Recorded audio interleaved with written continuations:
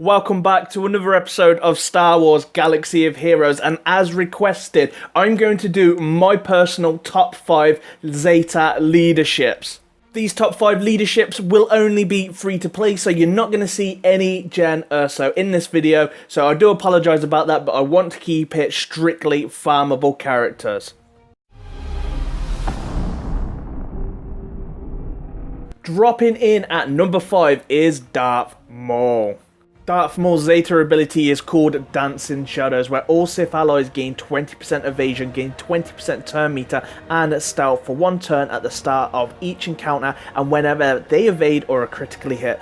Can't be critically hit while stealthed, and gain advantage for 2 turns whenever stealth expires. This Zeta ability is a very good Zeta ability, but the biggest flaw of it is there is no Sith Dispellers and there is no Sith Cleansers. A lot have requested that Asajj Ventress is made a Sith tag so she can then dispel the enemy team. This is something that we may never see, as Asajj Ventress was an assassin trained in the ways of the dark side by Count Dooku. Asajj Ventress yearned to be considered a true Sith, but such status wasn't allowed under the Sith Rule of 2. This is information from StarWars.com, so they are the writers of canon. So it is something that, unless this is changed, we may never see the Sith tag in this game. The Rule of 2 kind of narrows down the Sith that we're going to see in the game. Will we see more Sith? Will we not see more Sith? Will they be farmable? Will they be premium straight away? Will we see more different versions of the characters we currently have? Or will we see more reworks? These are the questions I kind of ask myself when I'm looking to put a Zeta into a character. 1, do I have all them characters? 2, is there enough for me to swap and change about with them? And lastly, what kind of mods am I going to need to put on these characters to make them viable? Remember, at Gear 11, Maul has 100 speed, so you're going to have to put a lot of speed, a lot of crit damage. You're going to put a lot of heavy mods into that one character. I'm also going to need to build a hybrid squad, and I'm going to need to put other characters with Maul to make Maul more viable, so Maul's benefiting more from his leadership, because mainly you want to be keeping Maul alive as long as possible. Synergy is a big part of this game, but there is no synergy between Darth Maul and Savage, or is there even synergy between Darth Vader and Emperor Palpatine? The only thing they will share in common in this leadership is they will be gaining the abilities from Maul's Zeta. To get the real best out of Darth Maul isn't to run Sith with him. It's going to be a hybrid squad, and what you're going to need there, you're going to need Emperor Palpatine for that AoE stun, that shock he does on his basic. You're also going to need to have that raid exclusive General Kenobi, and you're also going to need to have those 2 premium characters, Chirrut Îmwe and Baze. In my opinion, he would go to the bottom of this list, as he is at number 5. It doesn't mean he's a bad Zeta, it means he has more of a requirement to make him a great Zeta.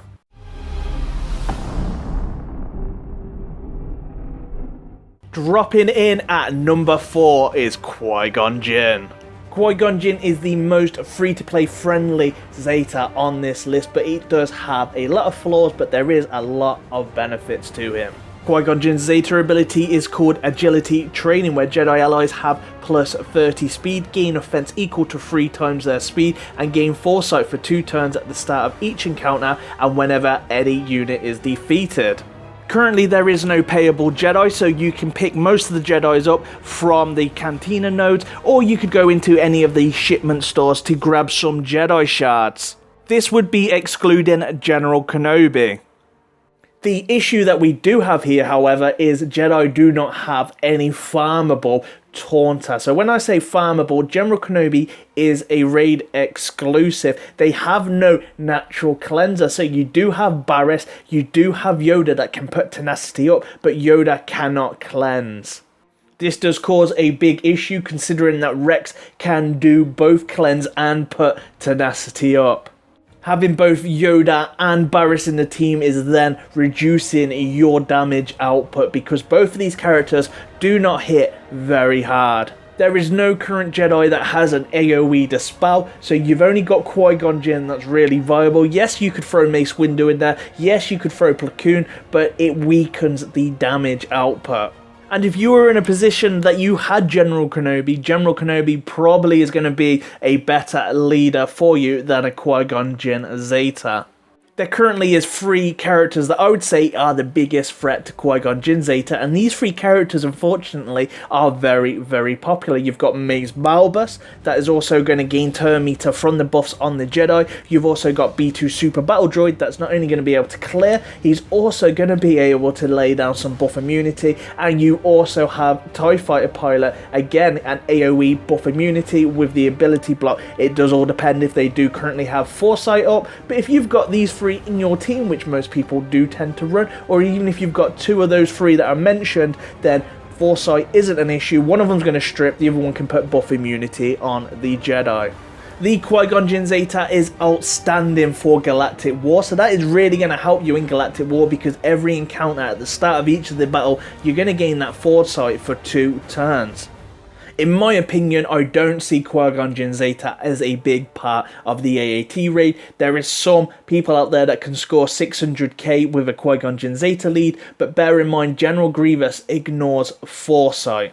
The good thing about this Zeta is there is a good few Jedi in the game, and you don't need super powerful mods, because you are receiving that extra 30 speed, and you're also gaining offense equal to 3 times their speed, so you don't have to worry too much into that aspect. So if you are limited on mods, then Qui-Gon Jinn Zeta may be a good starting point for you to look into.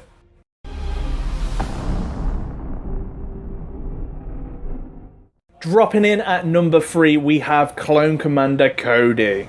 Cody's Zeta ability is called Ghost Company Commander, where clone allies gain 30% critical chance and other allies gain half that amount. Cody gains 60% defense for each living clone ally, and other clone allies gain half that amount. Clone allies recover 5% of their max protection whenever they use a basic ability. Clones under this Zeta have some very, very high defense and are pretty hard to kill. There is currently 5 clones in game, which causes a small issue. We do have Rex that can put tenacity up and cleanse the entire team. You've also got Echo that can do an AoE dispel, but we do not have a Taunter. The biggest issue here, that clones start off strong within a battle, they have high defensive, but without a Taunter, you're free, when they are on defense of course, to target whichever clone you like. In my opinion, I would always go for Echo first, so he could stop him dispelling and stop him doing all these assists that he does and gaining that extra protection, and he also heals his clone comrades.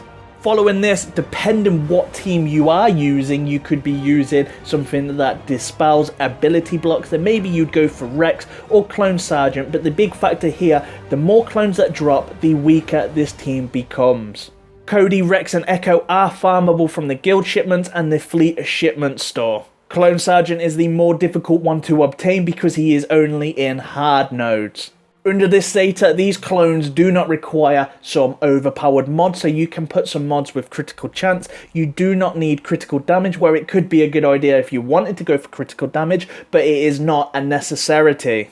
Clones are fantastic for Galactic War, where they recover 5% of their max protection every time they do use a basic, and they are outstanding in the AAT Phase 2 and Phase 4 raid. With the right mods on them, and if you do have more powered mods, they are going to be great for you in the arena. And also you're going to be able to get higher scores in the AAT raid and breeze through your Galactic War. Clones' biggest weakness is themselves and their numbers, so there is no buffs or debuffs that is really going to affect them like they wouldn't affect anybody else. It is solely their numbers. Once they do start dropping, the weaker they become.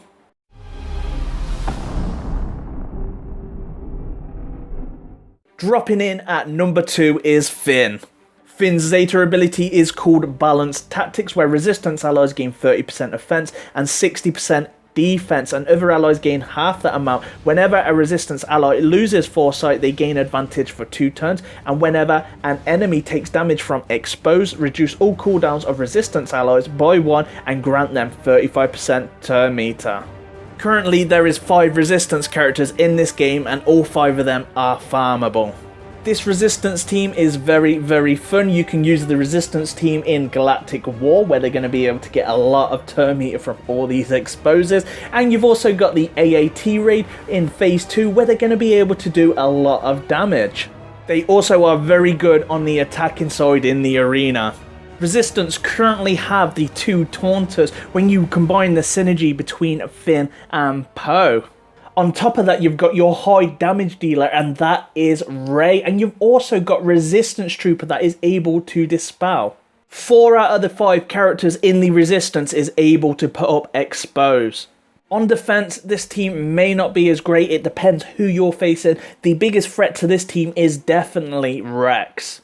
But this team still has a good punch in it to still rip through and do a lot of damage without consistently putting on Expose or getting all that extra turn meter. This team is one of the ideal teams to take down these timeout teams. And the reason behind that is all that turn meter the Resistance are going to grab and all that Expose damage. And Expose does a lot of damage. And the best bit of the Expose is it doesn't crit. So Barriss Zeta cannot automatically heal against this. Without a doubt, you're going to need to put a lot of potency and a lot of speed on Poe. But it will pay off for him taunting first and getting that Expose up. This Zeta is one of the best Zetas in the game for the offense. It may not be that great on defense, but there is some good synergy, and a lot of the characters within the Resistance gain that synergy from the leadership. You've got the Taunters, you've got the Cleansers, you've got a Dispeller. You've got everything important of a base of making a team. Then you've also, on top of that, you've got your damage dealer Ray, and you've also got Resistance Pilot, where you could take out Resistance Pilot and put another character in there, even if you wanted to put Boba Fett or another tank to make sure your team's left alive. If you are wanting to see more on this Resistance team, I do have a video on my channel where I do go into full detail about their synergy. Make sure you do check that out.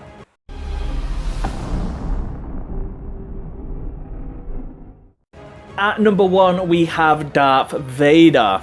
Darth Vader's Zeta ability is called Inspiring Through Fear, where Empire and Sith allies gain 30% offense and have a 50% chance to remove 20% turn meter when they damage an enemy. This turn meter removal can't be resisted. While Darth Vader is alive, enemies immediately regain damage over time for 2 turns whenever damage over time expires on them. With this Zeta, the main priority here would be using Vader and Boba Fett.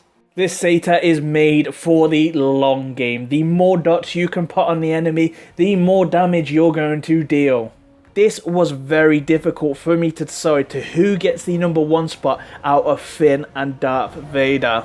The greatest thing about this Zeta is it's usable in the arena, it's great for Galactic War, it's great for the Rancor, and it's also great for Phase 3 of the AAT raid. Any character that can apply dots fits right at home within this team. With this Zeta leadership, you can also use Empire and Sith to remove some turn meter. So they're going to have that 50% chance to remove 20% turn meter. And the best of this yet is this turn meter removal can't be resisted. This Zeta holds up very well versus a lot of teams out there on the offense. You've got your timeout team, you've got your Darth Maul teams. This is very good, and the best of yet, if you are wanting to use Darth Maul, you could use him under a Vader Zeta. On defensively, he may not be that well, but that is a lot like most of these Zetas on this list, that defensively, the AI may not control them exactly to how you and I would. With this team, I would recommend using a auto taunter or a taunter that's going to really protect your Vader and your Boba Fett. Krennic and the Death Trooper is coming to the game very soon, so that is 2 additional Empire allies. How they play out and how a leadership plays out, Vader may not be the best Zeta in the overall because it depends on what Krennic brings to the table and if he does have a Zeta lead or a standard lead. With this Zeta, you do have some great characters that you can choose and put into the team, and offensively it is very, very good. So what is your thoughts today? Do you agree with my top 5? Do you have a different top 5? Let me know in the comments below. If you'd also like me to do a top 5 on the unique Zeta abilities, then please let me know in the comments below. As always, if you have enjoyed this video, then please make sure that you're using your force powers to hit that like button. If you haven't already, then please subscribe. I'm the Smithy Ding. May the force be with you always.